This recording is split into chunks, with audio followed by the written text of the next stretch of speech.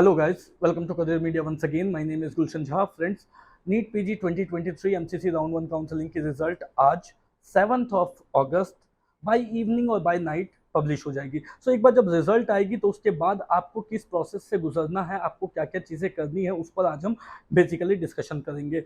कहाँ पे जाकर के आपको डॉक्यूमेंट्स अपलोड करने हैं, कौन कौन से डॉक्यूमेंट्स अपलोड करने होंगे, आपको अगर फ्री एग्जिट लेनी है तो उसके लिए क्या प्रोसेस रहेगी, अगर आपको अपग्रेडेशन के लिए जाना है तो उसके लिए क्या प्रोसेस आपको फॉलो करना है, ये इन सभी बातों पे आज हम डिस्कशन करेंगे। या अगर आप एडमिशन ले लेते हो और उसके बाद आपको रिजाइन करनी है तो फिर आपको किस प्रोसेस से गुजरना होगा, तो ये चीज़ें आज की वीडियो में हम डिस्कशन करेंगे। सो सबसे पहले जब आपकी रिजल्ट आती है तो आपको ये पता लगेगा कि दो तरीके के कैंडिडेट होंगे। कुछ स्टूडेंट को सीट मिली होगी, कुछ स्टूडेंट को सीट नहीं मिली होगी। जिनको सीट नहीं मिली उन्हें डायरेक्टली राउंड 2 में वो एलिजिबल है, वो राउंड 2 में जाकर के अपनी चॉइस फिलिंग करेंगे, उन्हें दोबारा से रजिस्ट्रेशन करने की कोई ज़रूरत नहीं है। बट जिन स्टूडेंट को सीट मिली उनकी अलॉटमेंट लेटर आएगी। अलॉटमेंट लेटर वो लेटर है जो आपकी एसेंशियल डॉक्यूमेंट है, कि मतलब आपको कौन से कॉलेज में कौन सी सीट मिली उससे रिलेटेड जो लेटर आएगी, प्रूफ अलॉटमेंट लेटर, वो आपकी आएगी। उसको आपको डाउनलोड कर लेना है। उस अलॉटमेंट लेटर में आप ढूंढोगे, एक नोडल ऑफिसर का नंबर दिया रहेगा। नोडल ऑफिसर कौन है? नोडल ऑफिसर जो कॉलेज आपको मिली है उस कॉलेज के रिप्रेजेंटेटिव का नंबर है, जो वहां पे बैठे हुए हैं आप लोगों के डाउट्स को क्लियर करने के लिए। सो नोडल ऑफिसर के नंबर को पिक करना है, निकालना है, उनको कॉल करना है और जो भी आपके डाउट्स हैं वो उनको कॉल करके आपको क्लियरली लेने हैं। आपके मन में बहुत तरीके के डाउट्स हो सकते हैं कि हमें जैसे कि संडे को रिपोर्टिंग कर सकते हैं या नहीं कर सकते हैं, कितने बजे से कितने बजे तक रिपोर्टिंग होगी, कितने बजे तक हम एडमिशन ले सकते हैं, या फिर जो भी डाउट्स है, बॉन्ड रिलेटेड इन्फॉर्मेशन हो सकती है कि बॉन्ड हमें किस फॉर्मेट में बनाना है, कब बनवाना है, क्या करना है, ये सारे इन्फॉर्मेशन जो है आपके मन में डाउट्स जो है वो आ सकते हैं। तो ये सारे इन्फॉर्मेशन जो है वो आपको कॉलेज रिप्रेजेंटेटिव का जो नंबर दिया जाएगा, नोडल ऑफिसर का नंबर, उनसे कॉल करके आपको क्लियर करनी है। एक बार जब आपके मन के सारे डाउट्स क्लियर हो जाएंगे तो आपको उसके बाद का सबसे पहला स्टेप क्या करना है? कल 8 ऑफ अगस्त 2023 के दिन आपको आपके सारे डॉक्यूमेंट्स अपलोड करने हैं। कौन कौन से डॉक्यूमेंट्स अपलोड करने हैं? दो तरीके के डॉक्यूमेंट्स होते हैं, कुछ एसेंशियल डॉक्यूमेंट्स हैं, कुछ नॉन एसेंशियल डॉक्यूमेंट्स हैं। तो अगर नॉन एसेंशियल डॉक्यूमेंट्स अभी अपलोड करने की जरूरत नहीं रहेगी, बट एसेंशियल डॉक्यूमेंट्स जो है वो आपको अपलोड करनी रहेगी। अब देखते हैं, जैसे कि आपको सीट मिली, आपको उस कॉलेज में एडमिशन लेनी है।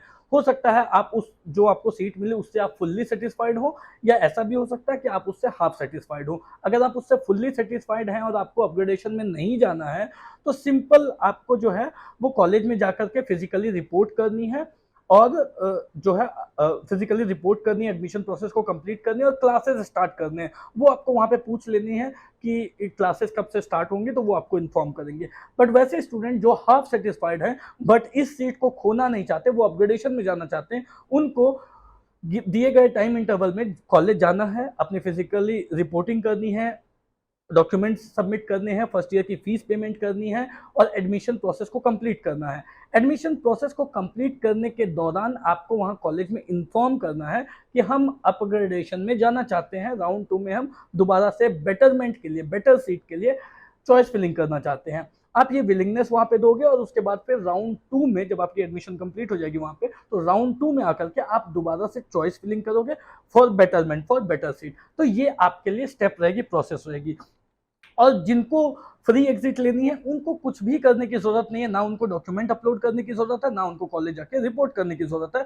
वो कुछ भी नहीं करेंगे, वो उसके बावजूद राउंड 2 काउंसलिंग में वो एलिजिबल रहेंगे। डायरेक्टली राउंड 2 काउंसलिंग में जाकर के आपको चॉइस फिलिंग करनी है, राइट। तो ये तो बात हो गई कि सीट मिलने के बाद की स्टेप क्या करनी है। अब कुछ कुछ स्टूडेंट्स ऐसे भी होंगे जिनका हो सकता है कि राउंड 1 काउंसलिंग में उनको सीट मिले, वो जाकर के एडमिशन ले ले और उसके बाद उन्हें एक और सीट किसी स्टेट काउंसलिंग में मिल जाती है। मान लेते हैं यूपी की भी रिजल्ट आएगी, उत्तराखंड की आएगी, महाराष्ट्र की भी आएगी, तो अलग अलग स्टेट्स की भी रिजल्ट आएगी। तो जब स्टेट्स में भी हो सकता है कि उनको सीट मिल जाए, तो वैसे स्टूडेंट जिन्होंने राउंड 1 काउंसलिंग, ऑल इंडिया की राउंड 1 काउंसलिंग में जो उनको सीट मिली उस पर अगर उन्होंने एडमिशन ले लिया है तो उनके पास डॉक्यूमेंट्स नहीं होंगे, सबसे पहली बात तो। बट अब जब स्टेट काउंसलिंग की रिजल्ट आती है तो हो सकता है कि आपको स्टेट काउंसलिंग की राउंड 1 काउंसलिंग में भी रिजल्ट, ये सीट मिल गई है। अब आपका मन है कि ऑल इंडिया काउंसलिंग वाली सीट मेरे को नहीं लेनी है, मुझे अपने स्टेट वाली सीट लेनी है। तब क्या आपको करना है? तब आपको सिंपल आपकी जो स्टेट वाली अलॉटमेंट होगी वो अलॉटमेंट लेकर के ऑल इंडिया काउंसलिंग में जो आपको सीट मिली और जिस पर आपने जाकर के एडमिशन लिया था, उस कॉलेज में आप जाओगे, अपनी स्टेट वाली अलॉटमेंट दिखाओगे और बोलोगे कि मुझे अपनी सीट कैंसिल करनी है क्योंकि मुझे मेरे स्टेट में सीट मिल गई है। कॉलेज वाले आपकी सीट कैंसिल करेंगे, ये रूल है, इसमें कोई ना नुकुर नहीं कर सकता है, इसमें किसी भी बात की डिनायल नहीं हो सकती है, ये रूल है।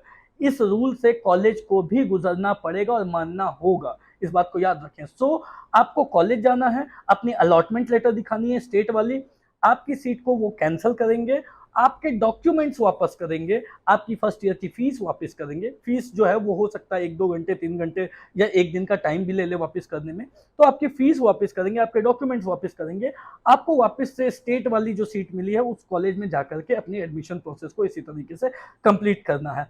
आप स्टेट काउंसलिंग में जो सीट मिलती है उस पर आप एडमिशन ले लेते हो, इसके बावजूद आप राउंड 2 ऑल इंडिया की राउंड 2 काउंसलिंग में एलिजिबल रहोगे, क्योंकि राउंड 1 काउंसलिंग जो ऑल इंडिया की थी वो फ्री एग्जिट थी। ठीक है, तो ये रहेगा रेजिग्नेशन रूल। इन केस आपने एडमिशन ले लिया, उसके बाद भी आपको रिजाइन करनी है, तो आपको कॉलेज जाकर के अलॉटमेंट दिखाना होगा, रिजाइन करना होगा, सिंपल, कॉलेज वाले को इन्फॉर्म करना होगा और रिजाइन करना होगा। फिर भी आप ऑल इंडिया के राउंड 2 काउंसलिंग में अटेंड कर सकोगे, क्योंकि आप राउंड 2 काउंसलिंग के लिए भी एलिजिबल होगे। स्टेट में आपके पास एक सीट हो सकता है रहेगी, आप जाओगे ऑल इंडिया के राउंड 2 काउंसलिंग में डायरेक्टली चॉइस फिलिंग करोगे, तो ये रेजिग्नेशन रूल होगी। अब जब ऑल इंडिया की राउंड 1 काउंसलिंग में जब डॉक्यूमेंट्स अपलोड करने होंगे, तो मैंने आपको बताया कि 2 तरीके के डॉक्यूमेंट्स होते हैं जो स्टूडेंट्स के पास, जो इसमें जो हमारी लिस्ट है उसमें मेंशन की गई है। तो जो अपलोड करनी है डॉक्यूमेंट, एक एसेंशियल डॉक्यूमेंट है, एक नॉन एसेंशियल डॉक्यूमेंट है। आपको एसेंशियल डॉक्यूमेंट्स को अपलोड करना है, नॉन एसेंशियल डॉक्यूमेंट्स हो सकता है आपके पास अभी नहीं होंगे, तो जिनके पास नहीं है वो ये नॉन एसेंशियल डॉक्यूमेंट्स बाद में भी अपलोड कर सकते हैं। अब ये क्या क्या नॉन एसेंशियल डॉक्यूमेंट्स हैं, जैसे कि आपकी ट्रांसफर सर्टिफिकेट टीसी हो गई, आपकी माइग्रेशन, आपकी कैरेक्टर सर्टिफिकेट, आपकी एलिजिबिलिटी सर्टिफिकेट, ये सब नॉन एसेंशियल डॉक्यूमेंट्स हैं। ये सब आप अलॉटमेंट के बाद एडमिशन के टाइम पे या फिर फिजिकल रिपोर्टिंग के टाइम पे या फिर उसके बाद भी आप जमा कर सकते हो, कोई इशू वाली बात नहीं है। बट जो एसेंशियल डॉक्यूमेंट्स होंगे वो आपको एमसीसी के पोर्टल पे अपलोड करनी होगी। और वो एसेंशियल डॉक्यूमेंट्स कौन कौन से हैं, आपकी एमबीबीएस की पूरी marksheet, degree certificate, passing certificate, birth certificate, अगर आपके पास बर्थ सर्टिफिकेट है तो ठीक है, अदरवाइज 10th-12th की जो मार्कशीट है वो भी आपकी बर्थ सर्टिफिकेट के तौर पे वो काम कर जाएगी, कंसीडर हो जाएगी। आपकी रजिस्ट्रेशन या तो मेडिकल काउंसिल की रजिस्ट्रेशन होगी, एमसीआई की, या तो फिर एनएमसी रजिस्ट्रेशन होगी, या तो फिर आपकी स्टेट काउंसिल वाली रजिस्ट्रेशन होगी। तो जो भी रजिस्ट्रेशन है वो आपको अपलोड करनी रहेगी। इंटर्नशिप कंप्लीशन सर्टिफिकेट अपलोड करनी रहेगी। आपकी एडमिट कार्ड, जो नीट पीजी 2023 की एडमिट कार्ड है वो अपलोड करने की रहेगी। रैंक लेटर या स्कोर कार्ड जिससे हम कहते हैं वो आपको अपलोड करने की रहेगी। तो ये कुछ एसेंशियल डॉक्यूमेंट्स है जो आपको मैंडेटरी है अपलोड करना। ये सारे डॉक्यूमेंट्स आप अपलोड करोगे और साथ में जो आपकी आईडी प्रूफ होती है वो भी आपको अपलोड करनी होगी, लाइक आपका आधार कार्ड या पैन कार्ड या फिर पासपोर्ट होती है वो, तो जो भी लाइसेंस, ये चीजें जो है वो आपकी आईडी प्रूफ होती है, तो ये आपको अपलोड करनी रहेगी। तो ये एसेंशियल डॉक्यूमेंट्स आपके लिए मैंडेटरी है अपलोड करना। नॉन एसेंशियल डॉक्यूमेंट्स जो हैं, जो मैंने बताया कि migration certificate, eligibility certificate, transfer certificate या कैरेक्टर सर्टिफिकेट, ये मैंडेटरी डॉक्यूमेंट्स नहीं है, इनके वजह से एडमिशन रुक नहीं सकती है। सो ये डॉक्यूमेंट्स आप अलॉटमेंट के बाद अगर आपके पास हैं तो आप डायरेक्टली कॉलेज में जमा कर सकते हो, या तो फिर एडमिशन के बाद भी आपको टाइम दिया जा सकता है, वो आप उसको वहां पे जाकर के जमा कर सकते हो। तो ये जो है ये प्रोसेस से आपको गुजरना है। कोई भी डाउट हो, क्वेरी हो तो दिए गए नंबर पे कॉल कर सकते हैं। और that's all for today guys, देखते हैं रिजल्ट कैसा रहता है, होप फॉर द बेस्ट। बाकी स्टेट्स की भी काउंसलिंग स्टार्ट हो चुकी है। स्टूडेंट्स को, हर स्टूडेंट्स के लिए सीट कहीं ना कहीं ज़रूर है। किसी के लिए थोड़ी सी महंगी सीट हो सकती है, किसी के लिए थोड़ी सी सस्ती सीट हो सकती है, किसी को राउंड 1 में सीट मिल सकती है, किसी को राउंड 2 में सीट मिल सकती है, किसी को राउंड 3 में सीट मिल सकती है। बट सीट सभी स्टूडेंट के लिए कहीं ना कहीं ज़रूर है। थोड़ी सी चीज़ें जो है वो ऊपर नीचे आगे पीछे होती है। सो जिन स्टूडेंट को सीट नहीं मिलती है उन्हें घबराने की ज़रूरत बिल्कुल भी नहीं है, उनके लिए भी सीट है। आप सिर्फ काउंसलिंग को सही तरीके से समझ कर अटेंड करें, डेफिनेटली आपके लिए भी सीट है।